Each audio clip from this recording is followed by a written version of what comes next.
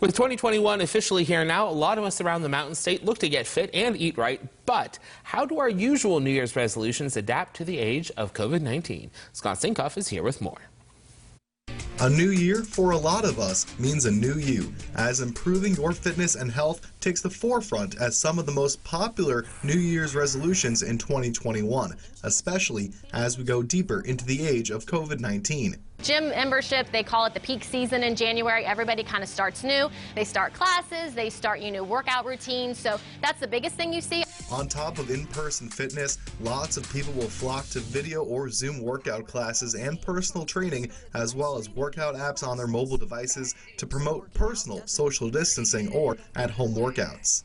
Fitness isn't the only thing we talk about with New Year's resolutions. We also look at nutrition, mental wellness of body and mind, and you can do that not just in person, but because of COVID-19, you can also do that online and on your apps. Diets as well as calorie counter apps or programs are popular, but according to Dr. Elizabeth Hess of the United Hospital Center in Bridgeport, a well-rounded approach is the key to keep your resolution, especially when in a socially distant society.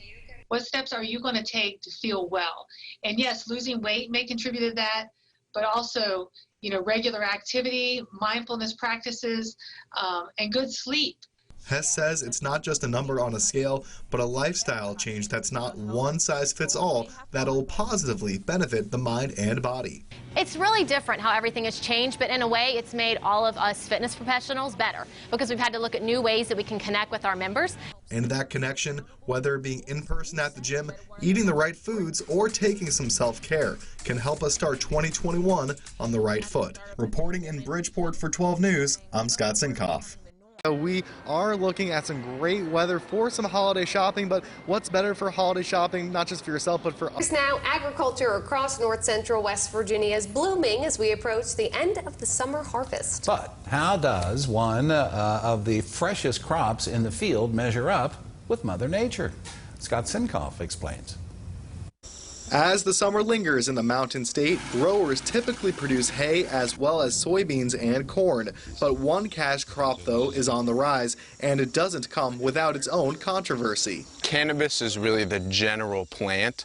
The difference between hemp and marijuana is going to be the THC levels. For hemp to remain legal in the state, the strictly regulated cannabis plant has to remain at 0.3% THC or less. Otherwise, it is marijuana and has to be seized. And with over 175 legalized growers of cannabis registered in West Virginia in 2019, both farmers and the Department of Agriculture alike believe that the uptick of hemp is rampant across the wild and wonderful, partly because of the perfect climate for growth. West Virginia, not a lot of people know this, is a great, almost like a miniature climate for the cannabis plant.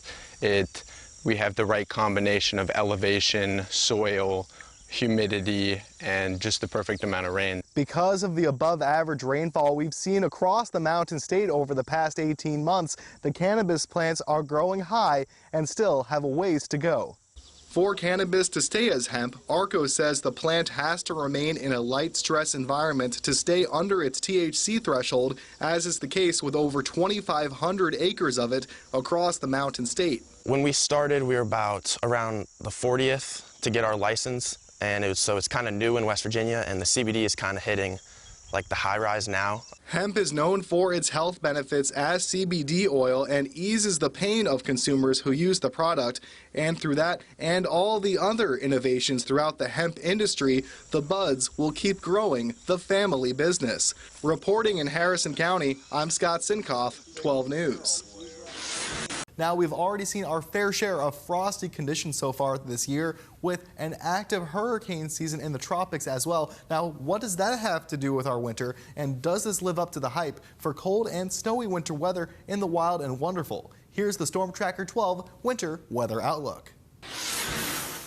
The months of December, January, and February are usually known as cold, icy, and snowy. However, as of late, we have been quite warm in West Virginia thanks to active tropical weather. This takes us back to the winter of 2005-2006, which followed another near-record hurricane season similar to what we have been seeing this year.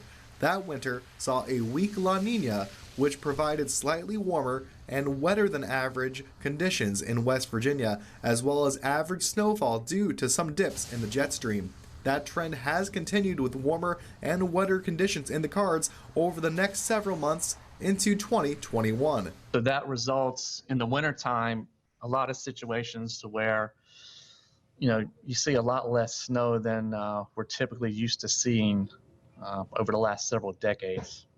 La Nina is back this winter, and it could be on the stronger side.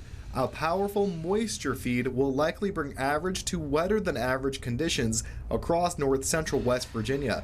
It will also likely bring average to warmer than average temperatures. Moderate to strong La Nina forecasts bring a few expected cold snaps to the region, which could evolve into heavy snow events.